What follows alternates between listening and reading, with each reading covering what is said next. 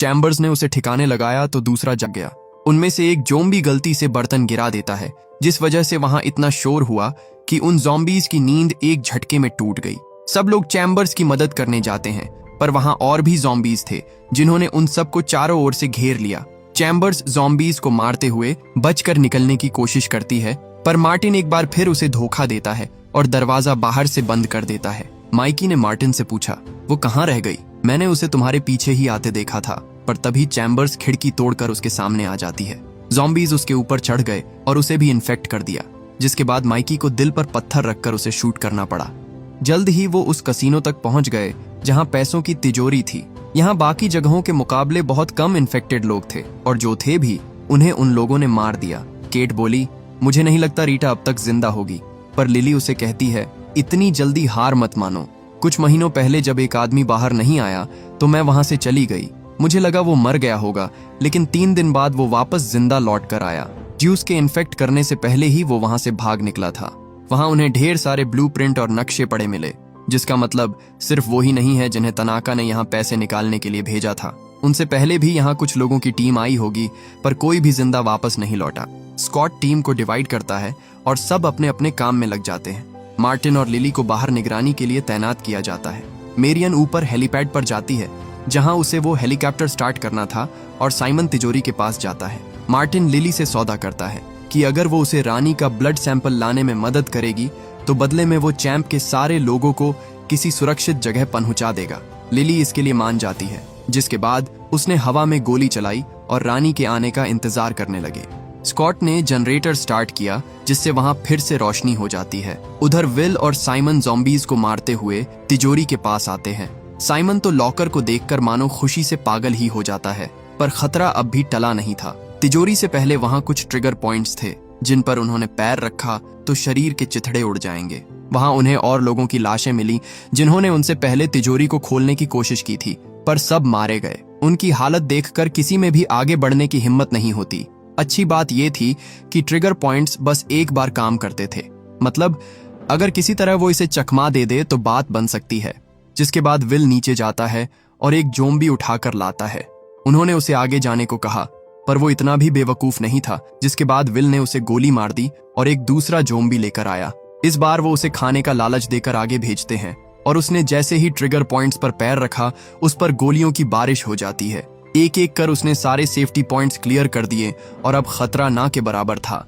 उधर मार्टिन देखता है कि रानी उसके जाल में फंस चुकी है। वो उन दोनों के सामने आती है, पर जब उसने देखा कि इन लोगों ने उसके लिए कुछ नहीं रखा है तो वो उन पर गुस्सा हो जाती है। मार्टिन ने रानी को पकड़ लिया, पर वो दूसरा ज़ॉम्बी उस पर हमला कर देता है। वो उसे इन्फेक्ट करने ही वाला था कि तभी लिली उसे मार डालती है। इसके बाद मार्टिन रानी के पास आता है और एक तार से उसकी गर्दन काटने लगता है। लिली बोली, ये क्या कर रहे हो तुम? तुम्हें तो बस ब्लड सैंपल चाहिए था ना? पर मार्टिन सिर्फ अपने बॉस को खुश करने के लिए किसी भी हद तक जा सकता था। इसी बीच हम रीटा को देखते हैं, जो ज्यूस के कब्जे में थी। वो उसे इन्फेक्ट करने ही वाला था कि तभी उसने रानी की चीखें सुनी, जिसके बाद वो उसे ढूंढने चला गया। स्कॉट न्यूज में देखता है कि सरकार ने लोगों के दबाव में आकर इस शहर को तय किए गए समय से 24 घंटे पहले न्यूक्लियर बॉम्ब से उड़ाने का फैसला कर लिया था। इसका मतलब था कि अब उनके पास चोरी करके फरार होने के लिए सिर्फ कुछ ही घंटे बचे हुए हैं। उधर मेरियन जिस हेलीकॉप्टर को स्टार्ट करने की कोशिश कर रही थी, वो पुराना होने की वजह से आग पकड़ लेता है। उसने किसी तरह आग तो बुझा दी, पर अब वो स्टार्ट होगा या नहीं, ये सिर्फ ऊपर वाले के हाथ में था। स्कॉट जल्दी से ऊपर आता है और पूछता है, तिजोरी खोलने में और कितना टाइम लगेगा? पर साइमन, जो बस उसे खोलने ही वाला था, उसकी वजह से डिस्ट्रैक्ट हो जाता है। वो स्कॉट पर चिल्लाते हुए बोला, मेरी बात ध्यान से सुनो, ये लॉकर दुनिया की सबसे हाईटेक लॉकर्स में से एक है। अगर तुमने एक और बार मेरा ध्यान भटकाया तो ये तिजोरी कभी नहीं खुलेगी, समझे? उसे इतना सीरियस देखकर एक बार के लिए स्कॉट भी पीछे हट जाता है और उसे उसका काम करने देता है। उन्होंने उसे नहीं बताया कि बॉम्ब फटने में कुछ ही घंटे बचे हुए हैं, वरना वो डर जाता। उधर ज्यूस जब रानी के पास पहुंचा तो वहां उसे उसकी सर कटी लाश पड़ी हुई मिली, जिसे देखकर ज्यूस को बहुत गुस्सा आता है। वो उसे अपने सारे ओलंपस में ले आया, और जब उसने रानी का पेट चीर कर बच्चे को बाहर निकाला तो पाया कि उसका बच्चा मर चुका था। ये देखकर उसकी आंखों में खून उतर आता है, जिसके बाद उसने अपनी आर्मी को तैयार किया और जंग का ऐलान कर दिया। खतरे से अनजान स्कॉट और उसकी टीम अब भी उन पैसों को लेकर भागने की फिराक में थे। वहां उन्हें कुछ पैसे मिलते हैं, जिसे उन्होंने आपस में बांट लिया। स्कॉट ने इतने सारे पैसे कभी नहीं देखे थे, पर जो चीज उस तिजोरी के अंदर थी उसके आगे तो ये रकम कुछ भी नहीं थी। इसी बीच साइमन, जो काफी देर से उसे खोलने में जुटा हुआ था, आखिरकार उस लॉक को तोड़ने में कामयाब हो जाता है। जब उन्होंने तिजोरी का दरवाजा खोला तो अंदर पड़े पैसे देखकर उनकी आंखें फटी की फटी रह गईं। वो जल्दी से सारे पैसों को बैग में भरकर उसे हेलीकॉप्टर में लोड करने लगते हैं। देखते ही देखते उन्होंने सारी तिजोरी खाली कर दी। पर इसी बीच स्कॉट देखता है कि केट वहां नहीं थी। उसने उसे ढूंढने की बहुत कोशिश की, पर वो उसे कहीं नहीं मिलती, क्योंकि केट अकेले रीटा को ढूंढने चली गई थी। उधर हम ज्यूस को देखते हैं, जिसकी पूरी आर्मी उस कसीनो की ओर बढ़ रही थी। जल्द ही बिल्डिंग खाली हो गई, जिसके बाद केट अंदर जाती है। हालांकि खतरा अभी टला नहीं था। हम इन्फेक्टेड नेथन को देखते हैं, जो अब भी उस बिल्डिंग में मौजूद था। स्कॉट अपनी बेटी को ढूंढने जाने ही वाला था कि तभी लिफ्ट का दरवाजा खुला और ज्यूस की आर्मी ने मारिया की गर्दन तोड़कर उसे मार डाला। सब इतनी जल्दी हुआ कि स्कॉट को संभलने का मौका ही नहीं मिला। साइमन ने देखा कि उनकी पूरी आर्मी उन्हें मारने के लिए आ रही है, जिसके बाद वो विल के साथ लॉकर के पास चला जाता है, क्योंकि छुपने के लिए वो सबसे सेफ जगह थी। लिली वहां से भाग ही रही थी कि तभी मार्टिन ऊपर से दरवाजा बंद कर देता है, क्योंकि उसे जो चाहिए वो मिल चुका था। वो बोला, तनाका को पैसों से कोई मतलब नहीं, इस बैग में जो है वो चीज उन पैसों से कहीं ज्यादा कीमती है। ज्यूस अंदर आता है, पर तब तक सब वहां से जा चुके थे। विल उस पर गोली चलाता है, पर उसने एक लोहे का हेलमेट पहन रखा था, जिस वजह से उसे गोली नहीं लगती।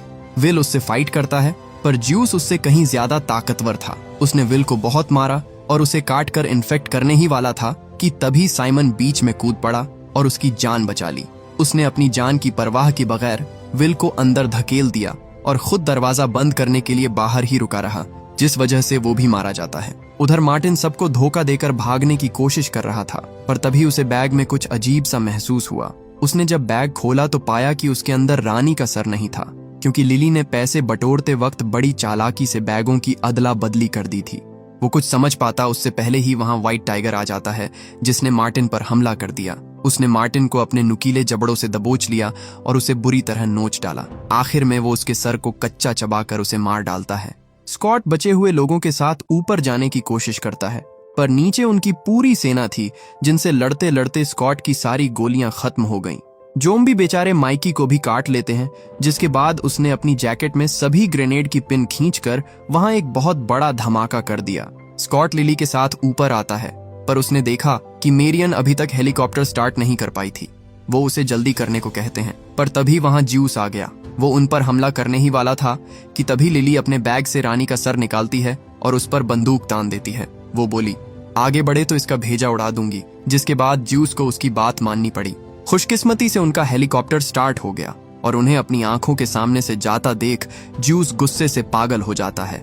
जैसे ही लिली का उस पर से ध्यान भटका, उसने एक सरिया उसकी बॉडी के आर पार कर दिया, जिसके बाद लिली भी रानी का सर नीचे फेंक कर उसे मार डालती है। इसके बाद ज्यूस अपनी आर्मी के साथ उस हेलीकॉप्टर का पीछा करता है।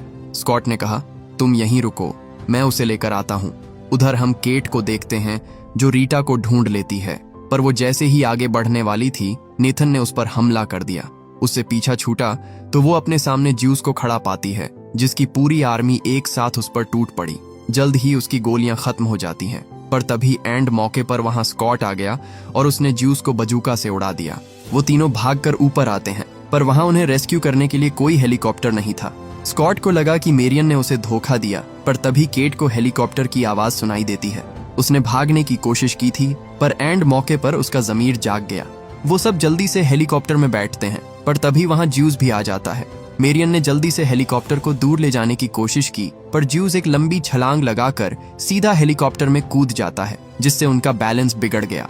वो क्रैश करने लगते हैं, पर मेरियन ने किसी तरह उसे संभाल लिया। स्कॉट ने ज्यूस को मारने की अपनी पूरी कोशिश की, पर गलती से एक गोली मेरियन को लग जाती है, जिससे वो बुरी तरह घायल हो गई। वो किसी तरह उन्हें क्वारंटीन जोन के बाहर ले आती है, पर तभी उसने एक न्यूक्लियर मिसाइल को देखा जो शहर की ओर बढ़ रही थी। इसी बीच ज्यूस ने स्कॉट को भी इन्फेक्ट कर दिया, पर वो उसे मार पाता उससे पहले ही एक बड़ा न्यूक्लियर एक्सप्लोजन होता है, जिससे निकलने वाली रोशनी से ज्यूस की आंखें धुंधली हो गईं, और बस इसी का फायदा उठाकर स्कॉट उसे गोली मार देता है। जल्द ही धमाके की शॉकवेव्स उनके हेलीकॉप्टर से टकराती है, जिससे उनका हेलीकॉप्टर बुरी तरह क्रैश हो गया।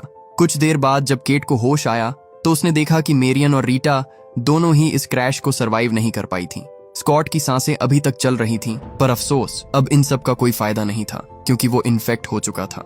जल्द ही उस पर भी वायरस का असर होने लगता है, जिसके बाद केट को दिल पर पत्थर रखकर अपने डैड को मारना पड़ा। न्यूक्लियर बॉम्ब से पूरा शहर तहस नहस हो गया था, पर हम उस मलबे में से विल को सही सलामत बाहर निकलते हुए देखते हैं क्योंकि वो तिजोरी इतनी स्ट्रांग थी कि उसने न्यूक्लियर एक्सप्लोजन तक को झेल लिया था। इसके बाद पैसों से भरे बड़े बड़े बैग लेकर विल एयरपोर्ट आता है, जहां उसने एयर होस्टेस से एक प्राइवेट प्लेन मांगा। उसकी हालत देखकर एयर होस्टेस उसे प्लेन देने से मना कर देती है, पर जैसे ही विल ने उसके सामने नोटों की गड्डियां रखी, उसे तुरंत ही वो प्लेन इस्तेमाल करने को मिल जाता है। विल मैक्सिको जा रहा था, पर जैसे ही प्लेन टेक ऑफ किया, अचानक उसे चक्कर आने लगते हैं। वो जल्दी से बाथरूम में गया और देखा कि उसके हाथ में बाइट का निशान था। इसका मतलब वो भी इन्फेक्ट हो चुका है और जल्दी ही एक ज़ॉम्बी में बदल जाएगा। और इसी के साथ ये मूवी यहीं खत्म हो जाती है।